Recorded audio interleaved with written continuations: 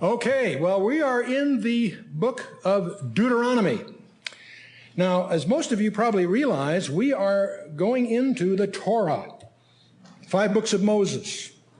Unquestionably, the most venerated portion of text the world over for centuries. It obviously is venerated by Christians, books of Moses.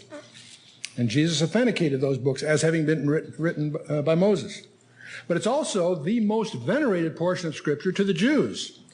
And even Jewish sects of all different kinds that have different views about different things, all will hold the Torah in high veneration. So we're moving into the Torah, and we're going to be dealing with that book that Jesus quotes from more than any other book in the Bible.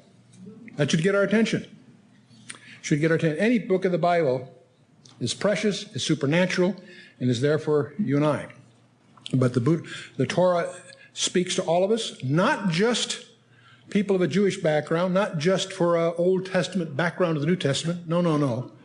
I'm hoping that you've been with us long enough to realize that these 66 books are an integrated message, penned by 40 different guys over thousands of years, yet every detail, I hold the view that every word, every place name, every detail is there by deliberate design of the creator of the universe.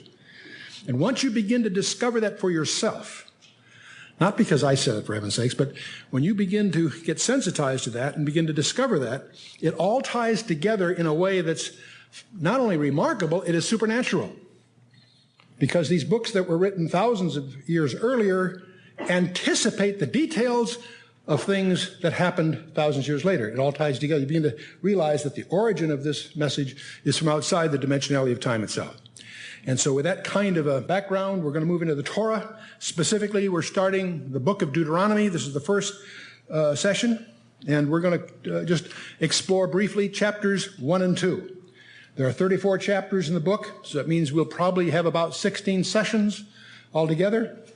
And we'll just jump in. Now, most of you know Genesis, Exodus, Leviticus, Numbers, Deuteronomy are the 5 books of the Torah, sometimes called from the Greek term, the Pentateuch.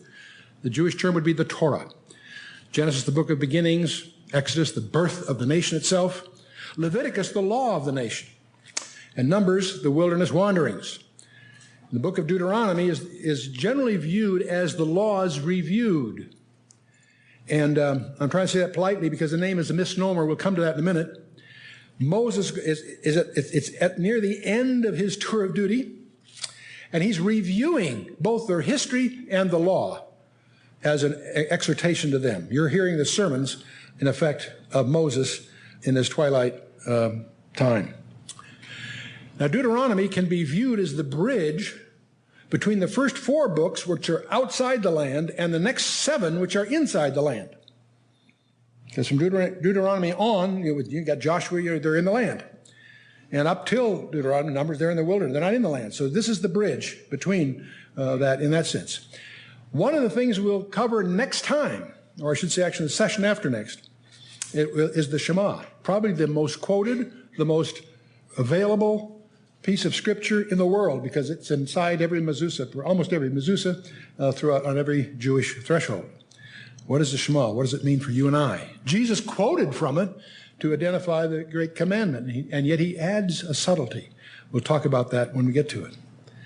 And the fact that Jesus quoted from this book more than any other book is something that we all should just be sensitized to and realize that that's a way of giving it a big underline.